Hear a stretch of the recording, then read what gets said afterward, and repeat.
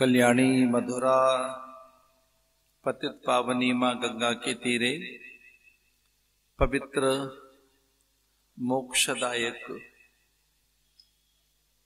कुंभ के महापर्व काल में भगवान मृत्युंजय के उत्सव परिसर और इस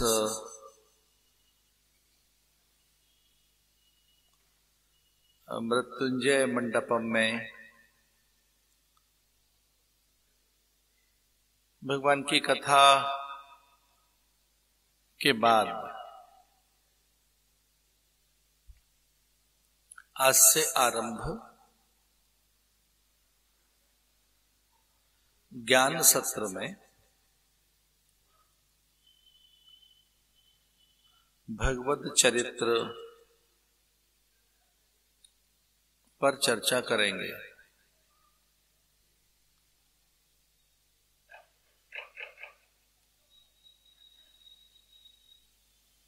एक बड़े चरित्र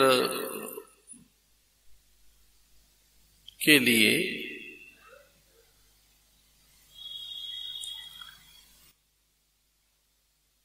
हम भगवान से अपेक्षा करते हैं।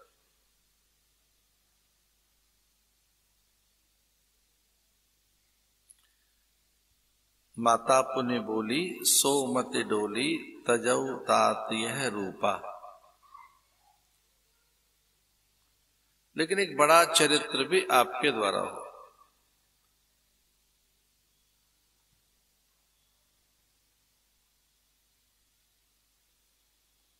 और वह चरित्र मानवी काया में हो।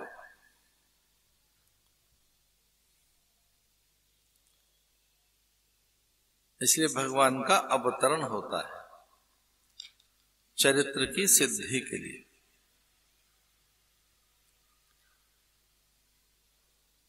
प्राकृत भाषा में मानवीय गुणों की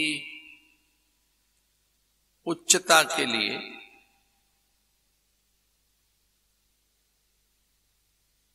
ये तीन शब्द बार बार आए।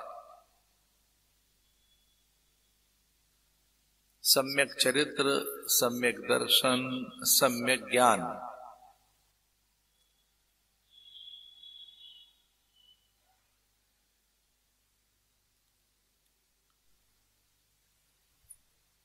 कभी कभी किसी व्यक्ति से उसके दर्शन की आभा, निष्ठा अथवा उसकी पूरी दार्शनिकता आभासित होती है।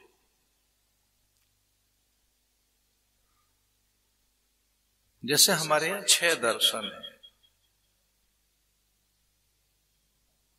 सांख्य, न्याय, योग, वैशेषिक और मीमांसाएं 2, पूर्व मीमांसा, उत्तर मीमांसा।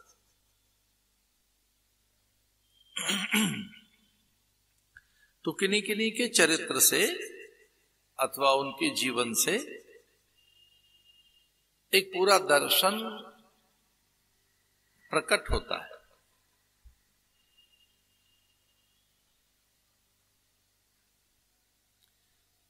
महापुरुषों के सानिध्य से साधक अनुभव करने लगते हैं कि कौन सा दर्शन हमें दिया जा रहा है। सांख्य, न्याय, योग, वैशेषिक अथवा मीमांसा, वेदांत आदि। एक कोई बहुत दर्शन के साथ आप रहें। दर्शन का अर्थ है सिद्धांत के साथ आप रहें।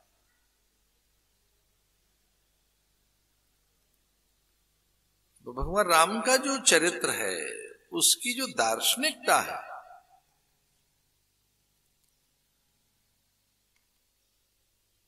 वो बड़ी विलक्षण है।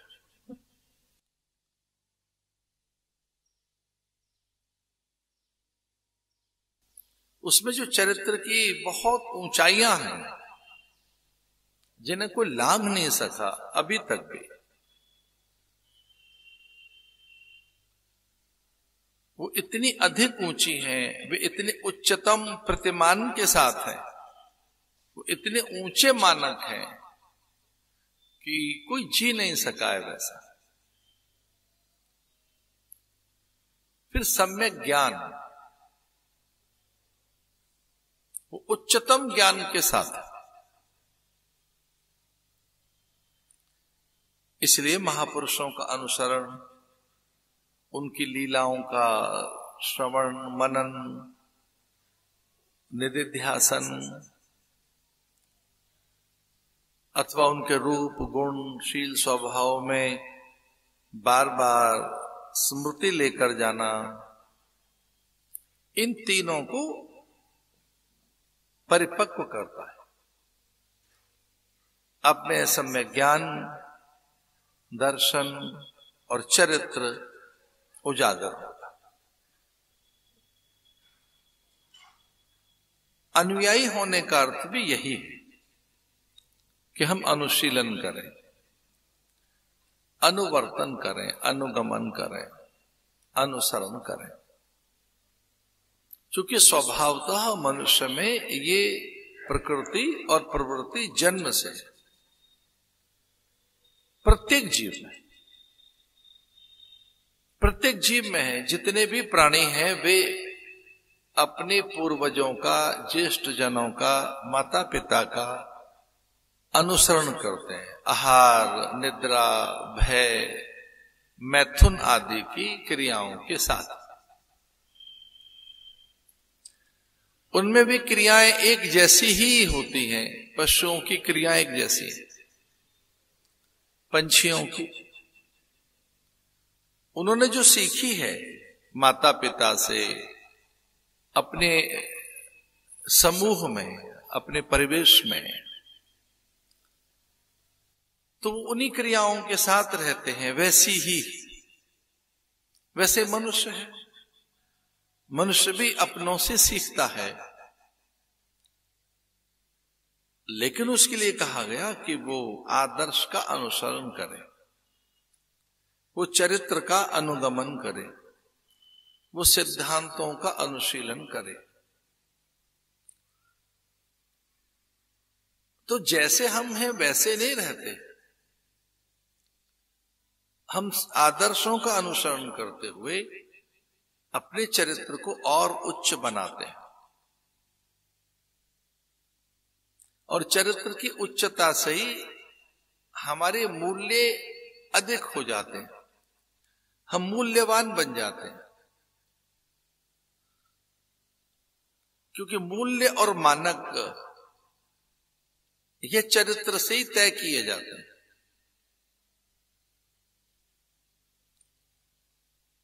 ये गुण से ही तय किए जाते हैं। तो आपकी समाज, परिवार, देश, राष्ट्र के लिए क्या उपयोगिता है,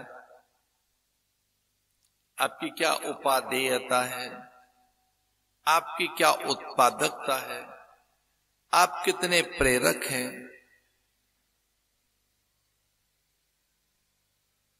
आप कितने बड़े आदर्श हैं, इसे अगर चरित्र ऊंचा नहीं है तो आप अनुगमन नहीं करेंगे। और कैसा ही मनुष्य क्यों ना हो, वो उच्च चरित्र का आदर करता है। अंगुलीमाल जैसे हिंसक मन के व्यक्ति ने जब बुद्ध की करुणा अनुभव की, उनकी विनय, क्षमाशीलता, तो उसकी हिंसा खो गई कि मैं इतने कठोर वचन कह रहा हूं और ये विनयशील है, मेरे लिए उद्धार की भावना, मेरे लिए प्रेम, करुणा, स्नेह, अपनत्व का भाव लिए बैठा है, तो हिंसा खो गई।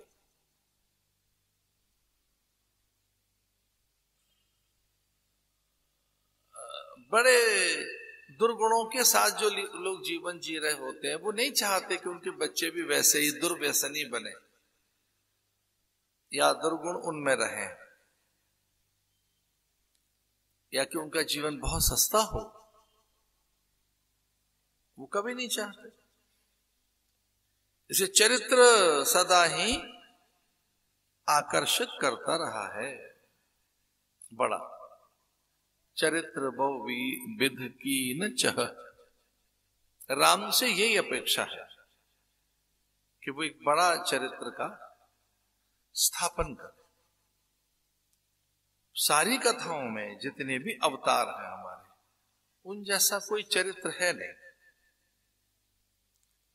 और ये मानस से प्रकट होता है, मन से। ये मन में धारण किया जाता है, फिर ये बाहर प्रकट होता है। मन में त्याग नहीं है, मन में संयम और सदाचार नहीं है, तो बाहर नहीं आएगा। तो कितना बड़ा अद्भुत उस ग्रंथ का नाम है कि उस पूरे मानस में चरित्र, मानस माने हमारे मन में, राम का चरित्र मानस हमारे मन में। वो घर घर गाई जाने लगी गाथा कथा, वो घर घर की चौपाइयां बन गई, राम चरित्र मानस, रामचरित्र रामचरित्र। महापुरुषों के चरित्र होते हैं, चरित्र। आज भी कुछ लोग अपनी बायोग्राफी लिख रहे हैं या कुछ लिखी गई आत्मकथाएं, उनके आत्मचरित्र, जैसे संतों के चरित्र, महापुरुषों के चरित्र, अनेक अवतारों के चरित्र, उनमें कहीं एक बड़ा चरित्र है तो वो राम का है। उन जैसा कोई चरित्र नहीं। वो सारे गुण उनमें जीवंत रहते हैं, जागृत रहते हैं। महर्षि वेदव्यास ने उनको परिभाषित करते हुए कहा है, रामो विग्रहवान धर्मः। राम साक्षात धर्म के विग्रह हैं। रामोपनिषद में आता है, बाद में उपनिषद लिखे गए उनके लिए।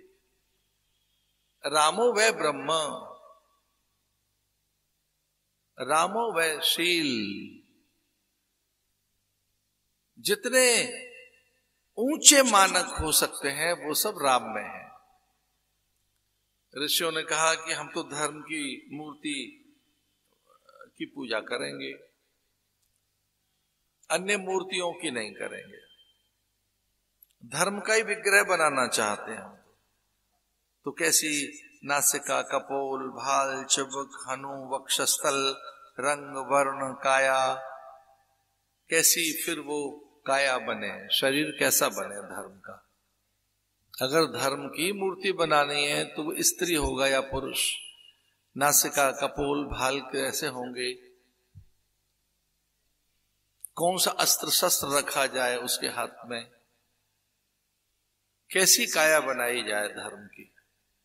तो महर्षि वाल्मीकि कहते हैं कि अगर धर्म की प्रतिमा बनानी है, धृति, दम, दया, क्षमा, आर्जव, शौच, पावित्र, करुणा की, त्याग की,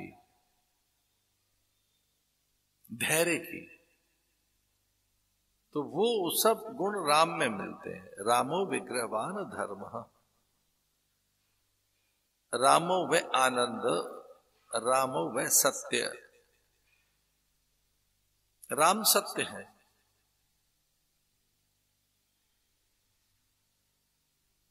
वो आनंद है, ये मुक्ति मंत्र है। मैं तो बड़े साहित्यिक शब्दों में बहुत बार मैंने कहा है कि वो अभिवादन है भारत का, तो भारत की शपथ है, प्रतिज्ञा है। वो पर्व और उत्सवों में पहला स्मरण है, इसलिए कोई पुण्य स्मरण है पहला। वो द्वितीया का चंद्र देखकर सहसा मुख से निकले राम राम जी, या भोर में आंख खुली है दिवस का आरंभ है। अन्न के लिए अभिवादन, बड़ों के लिए प्रणाम, पूज्य जनों के लिए अभ्यर्चना, उस काल में भी वो है राम राम राम जी।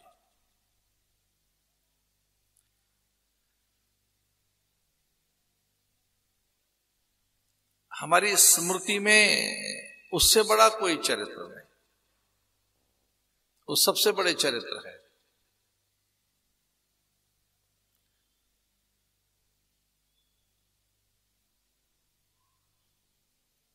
इसे खरदूषण उन्हें देखकर विमोहित होकर, सम्मोहित होकर परस्पर विचार करते हैं, ये अवध्य है, इसका वध नहीं कर सकते, ये निर्दोष हैं, इनसे कभी कोई दोष हुआ नहीं होगा। रावण भी यही विचार करता है। राम को देखा नहीं है रावण ने, लेकिन उनका विचार करके राम ब्रह्म हैं, मेरे तारण के लिए प्रकट हुए, मैं वैसा हो नहीं सका जैसा राम है। आप अपने चरित्र का निर्माण करिए और उसके लिए उच्च चरित्र वही है जिसमें शत्रु नहीं न हो। बाहर शत्रु बहुत रहेंगे, आप न माने किसी को, भले कोई आपको माने। चरित्र की ऊंचाइयों की पहली सीढ़ी या पहला सोपान कोई है तो अजात शत्रु है। आप अजात शत्रु हैं, आपका कोई शत्रु नहीं, तो बस इससे बड़ा और कोई मानक नहीं।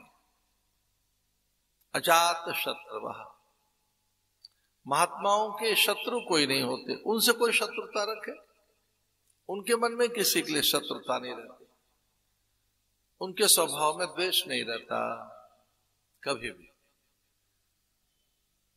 तो कोई सामान्य बात नहीं कह रहा हूं। प्रतिदिन अपने बड़े चरित्र के लिए तत्पर रहें, और ये तब संभव है जब किसी दर्शन और ज्ञान के आश्रय में चलोगे। जब तक किसी दर्शन के आश्रय में नहीं चलोगे तो साधना फलीभूत नहीं होगी। आपका दर्शन सांख्य है, योग है, न्याय है, वैशेषिक है, मीमांसा है, भक्ति के आश्रय में हो, वेदांत है, क्या है? तो इस पर महापुरुषों का कहना है कि कोई आदर्श का अनुगमन करो, बस महापुरुषों का ही अनुगमन करो, और जब उनका अनुगमन करेंगे आप तो दार्शनिकता प्रकट होगी, फिर दर्शन चैतन्य होने लगेगा। उनके गुण स्वभाव के अनुसार चलिए, वैसे ही बने। तो इतना बड़ा चरित्र कोई है नहीं जो वो, इसकी कोई कहने की आवश्यकता नहीं है। लेकिन इंडोनेशिया जैसा देश जो पूरे संसार में सर्वाधिक मुस्लिम आबादी का देश है, पूरे संसार में मुसलमान जहां ज्यादा रहते हैं वो देश इंडोनेशिया है, वो पाकिस्तान नहीं है ना। पाकिस्तान में तो हमसे भी कम मुसलमान भाई रहते हैं, पाकिस्तान की आबादी तो हमसे भी कम है, हमारे यहां मुसलमान भाई ज्यादा है, उनकी आबादी उतनी नहीं है। पर जो सर्वाधिक मुस्लिम आबादी का देश है उसका नाम इंडोनेशिया है, और वहां हर गांव गली मोहल्ले में प्रतिदिन, वहां हर गांव गली मोहल्ले में प्रतिदिन रामायण होती है, रामलीला होती है।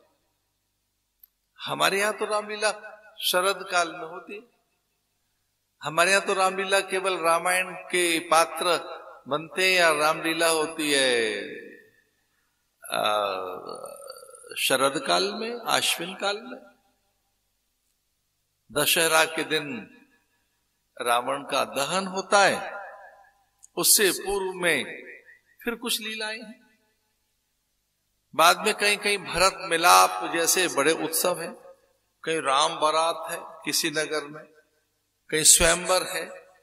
काशी में रामनगर की लीला कितनी बड़ी है, मथुरा की लीला, मुरादाबाद की लीला, दिल्ली की रामलीला जहां प्रधानमंत्री जाते हो, इस देश के राष्ट्रपति जाता हो, हर नगर की रामलीलाएं बड़ी है, पर रोज नहीं है, हर दिन नहीं ना। हमारे यहां कोई रामलीलाएं रोज तो नहीं होती, पर जिस देश में प्रतिदिन हर गली मोहल्ले में रामलीला होती है, वो देश है इंडोनेशिया। प्रतिदिन, जहां महीने में 15 दिन रामलीला होती है, हर महीने में कंबोडिया, जहां प्राय रामलीलाएं देखी जा सकती हैं, थाईलैंड और भी कई देश। अब तो रशिया के कई हिस्से हो गए, लगभग 14-15 देश बन गए रूस में से, कजाकिस्तान, किर्गिस्तान, उज्बेकिस्तान, तुर्कमेनिस्तान, या कि अजरबैजान, उज्बेकिस्तान, ऐसे कई देश बन गए, यूक्रेन, उसमें एक ऐसा देश छोटा सा उज्बेकिस्तान, अजरबैजान। 2011 में हम वहां गए, वहां के, अब वो किसी एक बड़ा सरकारी कोई आयोजन था, उसमें जाना हुआ मेरा, हमारा कार्यक्रम तय हुआ, इतने बजे भोजन है, इतने बजे भ्रमण है, ये बैठक का समय है, ये चर्चा का समय, लेकिन उसमें ये भी लिखा गया था कि ये रामचरित्र के लिए समय, उससे बड़ा कोई कैरेक्टर नहीं है, वो कहते हैं, उसे रोज दोहराते हैं वहां, प्रतिदिन प्रतिदिन। क्या है उसमें? त्याग। और इस धरती पर वही जीवित रहे, गाथाओं में, किस्से कहानियों में, दृष्टांत कथानकों में, चर्चाओं में, वही जीवित हैं जिन्होंने त्याग किया। उससे बड़ा त्याग कौन करेगा? जो दूसरों के लिए जीते रहे, दूसरों के लिए।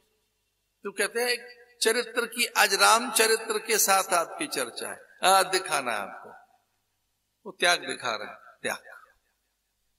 ये तो रोज कर रहे हैं हम, हर दिन हो रहा है, हर पल शरीर कर रहा है, मलमूत्र का त्याग कर रहा है, जो अशुद्ध वायु है उसका त्याग कर रहा है शरीर। स्वाभाविक क्रिया, कोई बड़ी क्रिया तो नहीं है ना।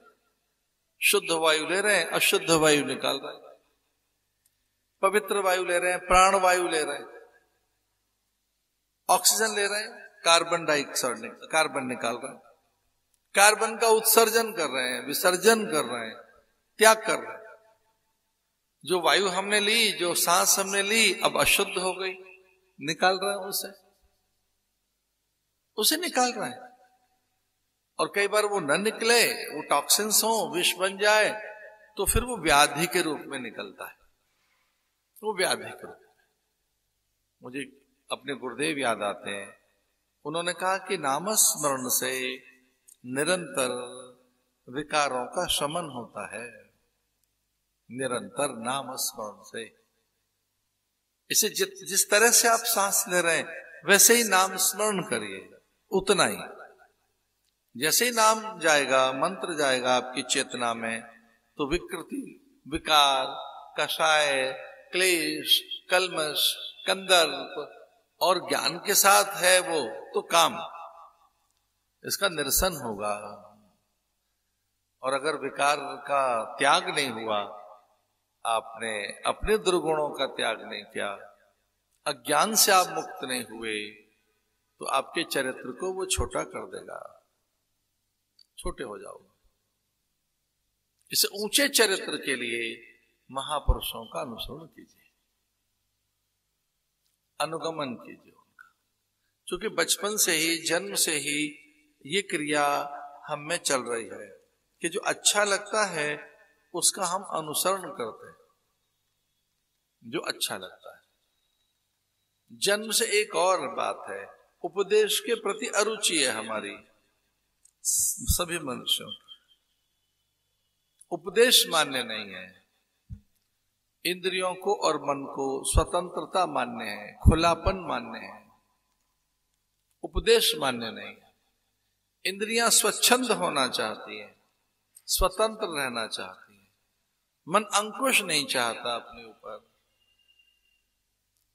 मन अनुशासित होकर नहीं रहना चाहता।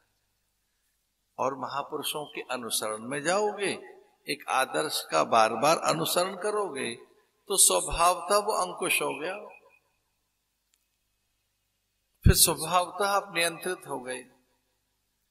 इसलिए बड़े चरित्र की उपासना कीजिए, बड़े चरित्र सामने बड़ा चरित्र रखो, एक बड़ा उद्देश्य रखो, एक बड़ा गोल रखो, उसी को करो, उसी का अनुसरण करो, उसी को फॉलो कीजिए।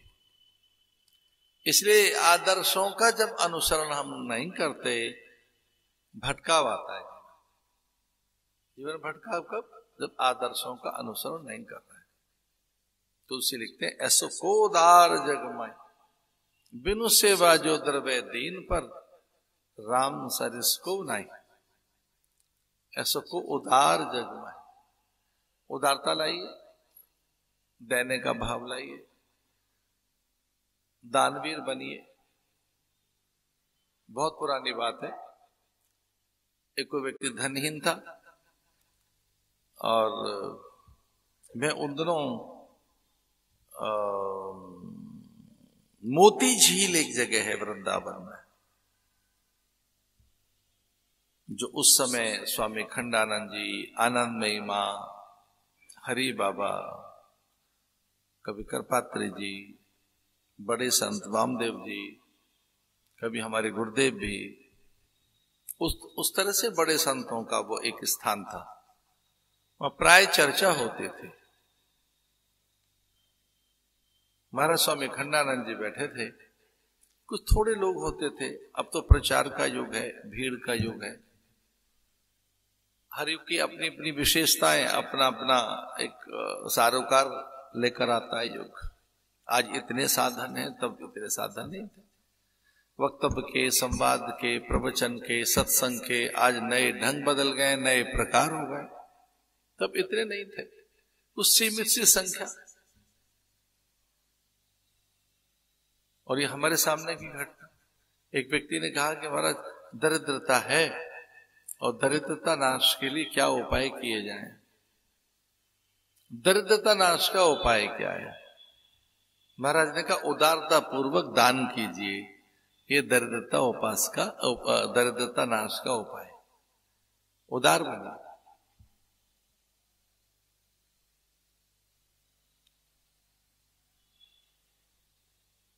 उदार बनिए, दान कीजिए, सेवा कीजिए। फिर उसकी व्याख्या करने लगे, और ऐसी व्याख्या कभी सुनी नहीं उनसे, किसी से नहीं सुनी। उस उदारता की जब उन्होंने व्याख्या की, ज्ञान का दान करो, वो कहते थे विचार का दान करो, आदर का दान करो। बहुत बाद में जब मैं उत्तरकाशी पहुंचा तो कुछ छोटे छोटे विचार मैंने लिखने आरंभ किए। एक ऐसी खेती है ये जो तत्काल फल देती है। आदर एक ऐसी खेती है, उसी से फल मिलता है उसका। आपने बीज डाला और तत्काल फल मिला। आदर करना सीखें, लोगों का सम्मान करना सीखें, केवल उनका नहीं जो जिनके पास धन है, ऊंचे पद पर है, जिनसे कुछ मिल सकता है, सबका एक आदर का अभ्यास कीजिए।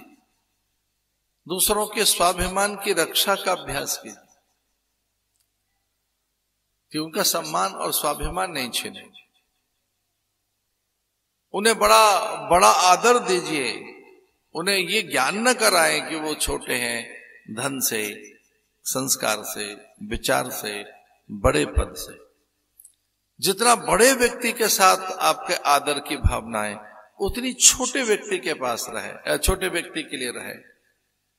व्यवहार में आदर रखो, ज्ञान बांटिए, परिवेश को पवित्र बनाइए। अगर वो सस्ता है, निंदनीय है, विषैला है, उसे महान बनाइए। हो सकता है कि आपको मेरी बात समझ ना आए, लेकिन अपनी चीजों को बहुत आदर दिया जा सकता है, बहुत उन्हें पूज्य बनाया जा सकता है, उनमें दिव्यता देखी जा सकती है। घर को भी तीर्थ बनाया जा सकता है, शरीर को भी। जब आप आदर करना सीखेंगे अपने वाहन का, भवन का, शैया का, पात्रों का, बल्कि यहां तक आया है शाक्त ग्रंथों में कि पात्र भी उतने ही आदरणीय हैं जितना आदरणीय आपका इष्ट है। ये चरित्र को ऊंचा करने की बातें बता रहा हूं। अखंडानंद जी कहते हैं कि भैया उदार बनिए। अगर उदारता है आपके पास तो इसी गुण से धन आ जाएगा, सम्मान आ जाएगा। यज्ञ करने का संकल्प लो, साधन बन जाएगा। प्रतिदिन यज्ञ करने का संकल्प लीजिए, प्रतिदिन उपासना का संकल्प लीजिए, साधन बनेंगे। आपकी प्राथमिकता बननी चाहिए, और आपकी प्राथमिकता उपासना है, पूजा है, आपकी प्राथमिकता में यज्ञ है, तो साधन भी बनेगा, समय भी निकलेगा। एक विदेहरि नाम के बहुत अच्छे संत हुए, यद्यपि वो आर्य समाजी महापुरुष थे। उनका पूरा नाम था विद्यानंद विदेह। छोटी छोटी पुस्तकें उनकी थी, मुझे पढ़ने का अवसर हाथ लग गया। विद्यानंद विदेह, उनको विदेह कहते थे। बड़ी अच्छी बात लिखी उन्होंने कहा, ईश्वर हमारी आवश्यकता नहीं है, वो हमारी इच्छा भी नहीं है, वो हमारी प्राथमिकता भी नहीं है। तो जो हमारी आवश्यकता ही नहीं है, हमारी प्राथमिकता ही नहीं है, इच्छा ही नहीं है, तो उसके लिए प्रयत्न भी क्यों करेंगे? तो अगर ये आवश्यकता बन जाए कि हमको अपना चरित्र बनाना है, एक बड़े गुणों के साथ जीना है, तो आप वैसे ही बन जाएंगे। और विद्यानंद विदेह कहते हैं कि अपने प्रति गंभीर नहीं है, हम अपने प्रति सत्यनिष्ठ नहीं है, स्वयं को सही करने के लिए संकल्पित नहीं है। छोटी छोटी पुस्तकों में उनको लिखा है कि कैसे हम अपने आप को बड़ा कर सकते हैं, श्रेष्ठ कर सकते हैं, महान कर सकते हैं। ज्ञान की डकार लेके महात्माओं ने कहा तो है, अहम ब्रह्मास्मि तत्त्वमसि प्रज्ञानम ब्रह्म अयमात्मा ब्रह्म। ज्ञान की डकारी तो लिया उन्होंने, ब्रह्मविद ब्रह्मैव भवति, उसे जानकर वही होकर वैसे हो गए। तो अभ्यास से सब संभव है। इसलिए भगवान के गुणों का गान कीजिए, उन्हीं का ध्यान कीजिए। भगवान राम के चरित्र की हमें बात कह रहा था कि कोई रामचरित्र पर कोई चर्चा छेड़ेंगे, भगवान राम के चरित्र पर, रामायण में से उनका चरित्र या अन्य जो भी चरित्र हैं, भरत का है, उर्मिला का है, हनुमान का है, उन चरित्रों में से कोई एक आध चरित्र हम लेंगे। आज कुछ थोड़ी सी चर्चा आरंभ करते हैं। भक्ति रस के जागरण से भक्ति भाव में मन को एक अलग प्रकार का रस मिलता है। क्योंकि हमने इतने चरित्र पढ़ लिए हैं, उनमें से ही राम के एक चरित्र को लेकर आते हैं। आइए कुछ थोड़ी सी देर के लिए हनुमान के चरित्र पर हम चर्चा करते हैं। आइए मिलकर इस चौपाई के साथ हनुमान के चरित्र में चलते हैं। जय जय जय हनुमान गोसाई। हनुमान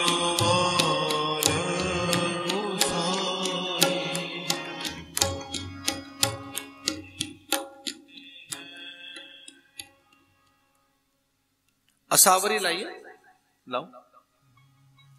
जय जय जय हनुमान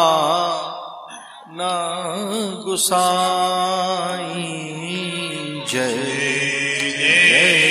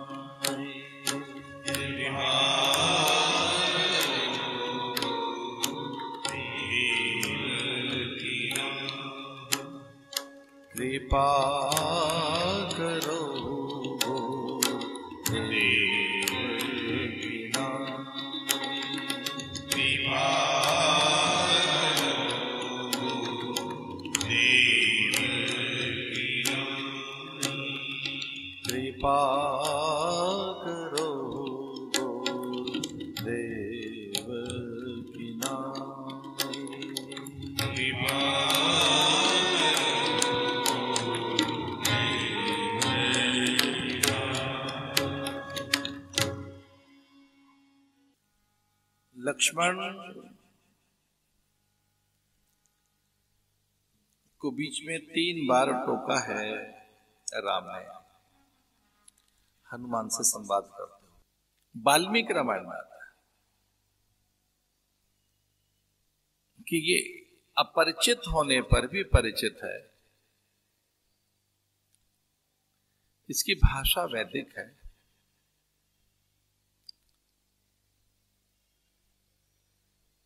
ये वो नहीं है जो दिखता है। अनायासी किसी अपरिचित पर विश्वास नहीं करना चाहिए, पर जिस पर विश्वास किया जा सकता है वो हनुमान है। ये सामान्य नहीं है, ये कोई महान है।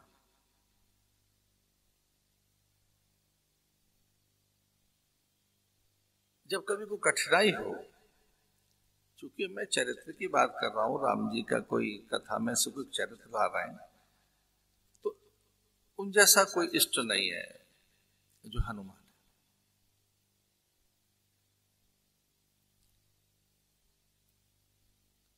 वो समाधान है, ज्ञान है, वो संशय निवृत्ति के लिए, कार्य सिद्धि के लिए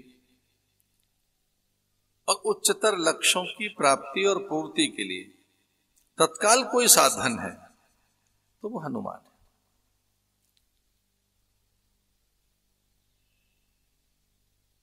जैसे ही हनुमान मिले, यहां से हनुमान जी मिलते हैं राम को।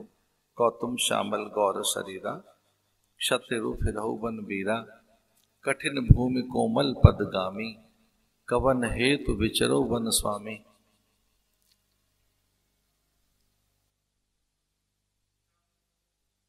जग कारण तारण भव भंजन धरणी भार, कि तुम अखिल भुवन पति लीन मनुज अवतार।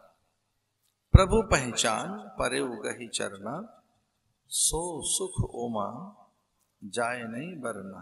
ये कुछ ऐसी चौपाइयां हैं, ये कुछ इस तरह के प्रसंग है जहां राम जी उनको मिलते हैं, संवाद होते हैं राम के हनुमान जी के साथ।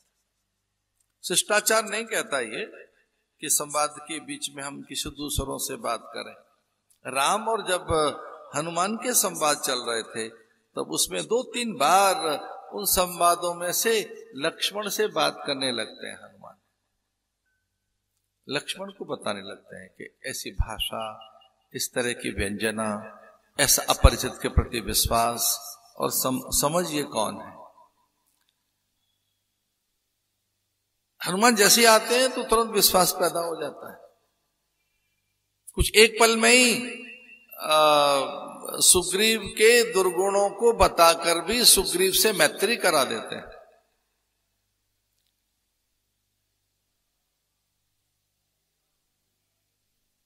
यद्यपि भयभीत है वो, उसमें दोष हो सकते हैं, आलसी हो सकता है, भगोड़ा हो सकता है, पर हमारे काम आ जाएगा। मैत्री कीजिए उससे,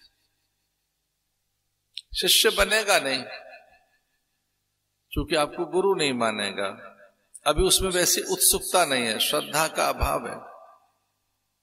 भक्त बनेगा नहीं, क्योंकि आपको भगवान नहीं मानेगा। सेवक आ गई है, दूसरा निर्वासित हो गया है। एक भाई के लिए एक मां ने सत्ता की व्यवस्था कर दी, दूसरा भाई निर्वासित हो गया है। 2 परिवार और हैं जहां भाई ने सत्ता का लोभ देकर अपने भाई को निर्वासित कर दिया है कि यहां रह नहीं सकता। सुग्रीव के भीतर लोभ दिखा जब बाली को, तो बाली ने उसे निर्वासित कर दिया।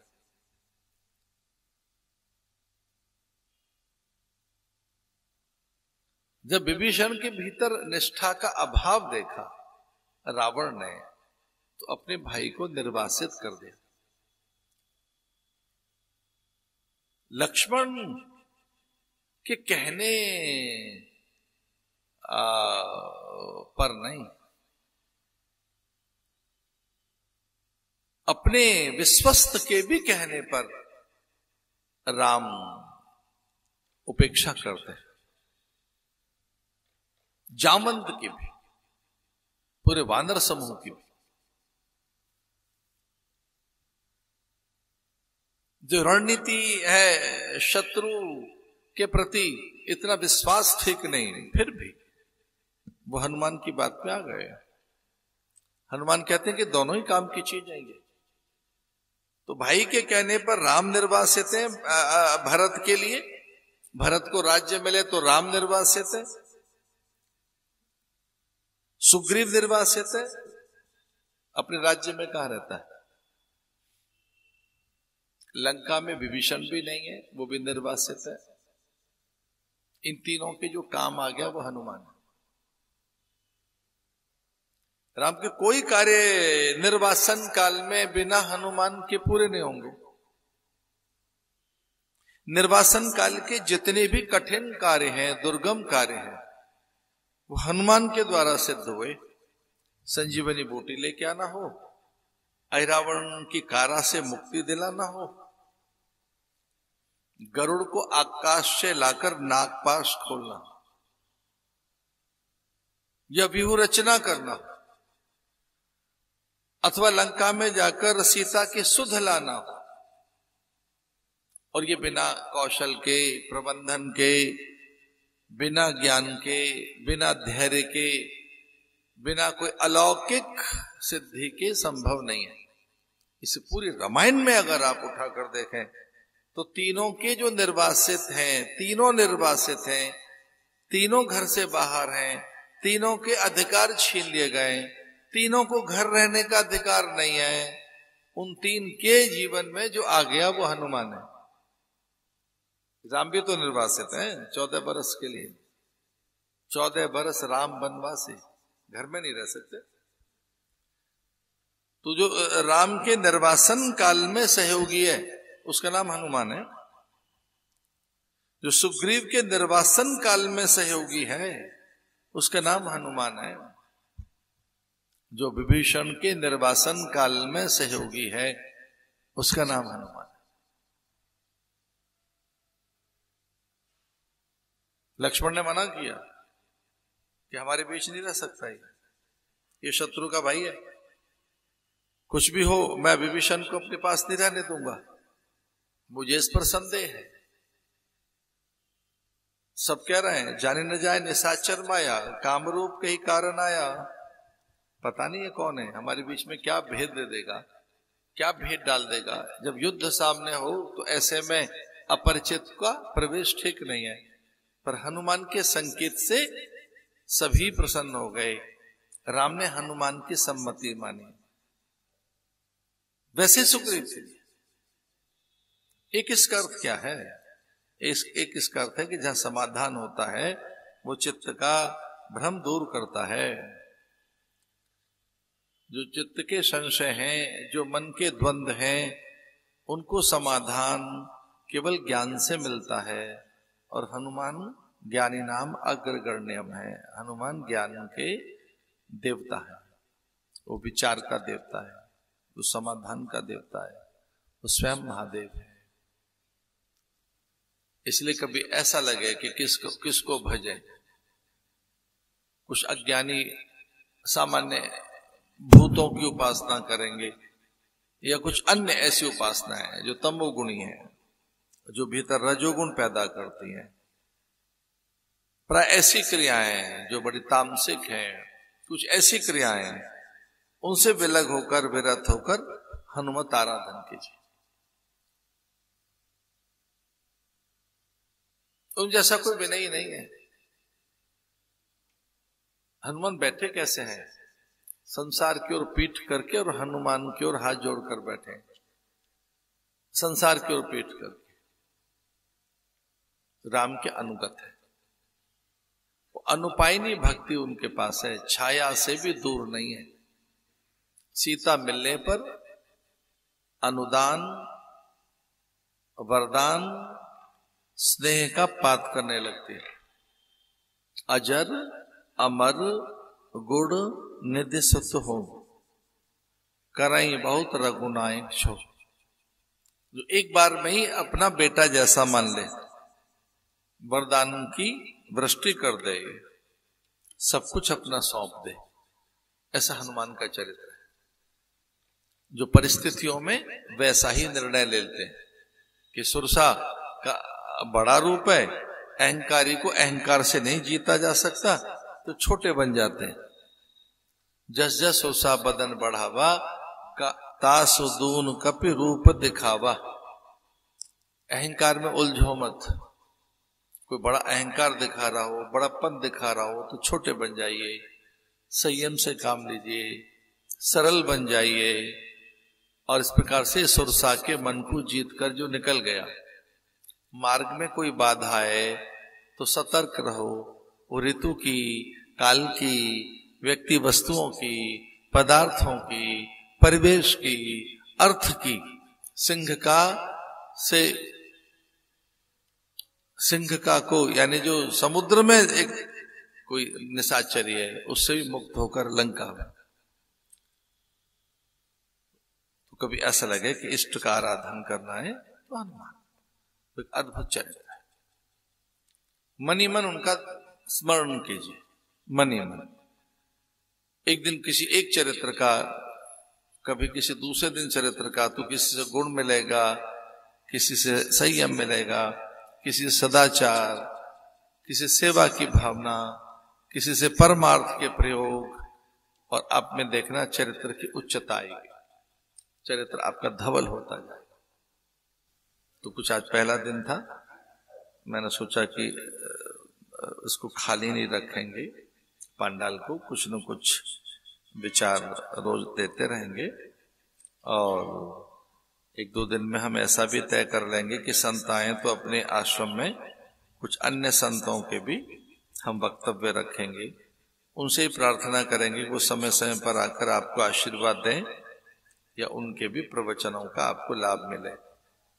अभी 1 अप्रैल से ही सरकारी निर्देशों के अनुसार कुंभ है, और लेकिन वो जैसी भी व्यवस्थाएं हैं उसमें हम प्रयास करेंगे कि संतों को बुलाया जाए।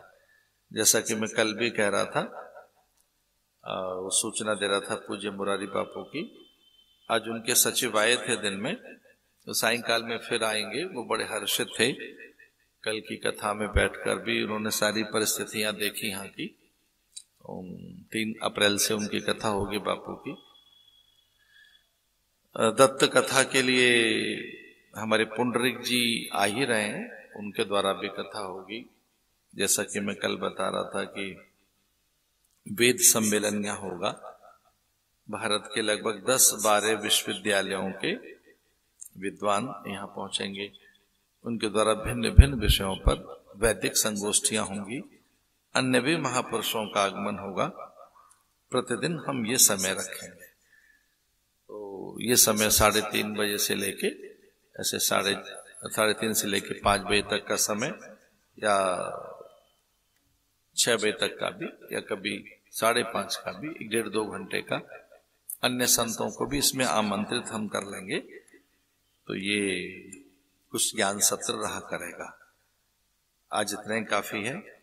मुझे लगा कुछ एक आरंभिक हल्की हल्की कुछ बातें करके आज कथा के बाद के इस पांडाल को सूना नहीं रखेंगे।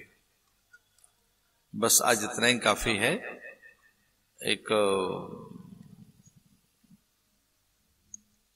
पद के साथ आपसे मुक्ति लेता हूं, फिर भगवान की आरती के लिए आंगन में मैं 6:30 बजे पहुंचूंगा।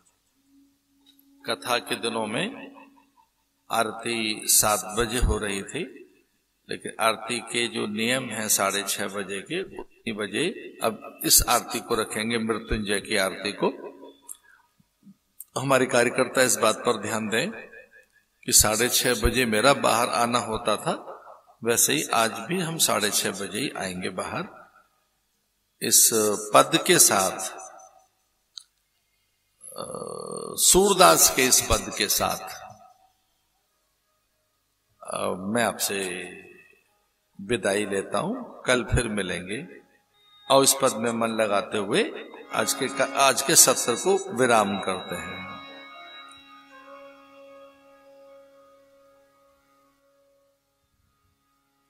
चरण कमल वंदौ हरिराई, चरण कमल दो हरि आई, चरण कमल दो हरि राई, चरण कमल दो हरि आई,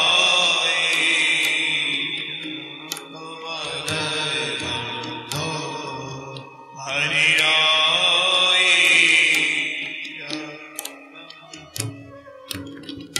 चरण कमल बंदो हरि राई, चरण कमल बंदो हरि आई, चरण कमल बंदो हरि राई, चरण हरि आई।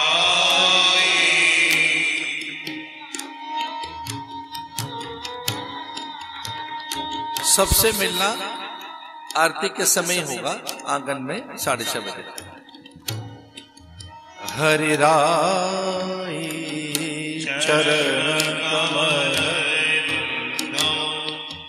हरि आई, चरण कमल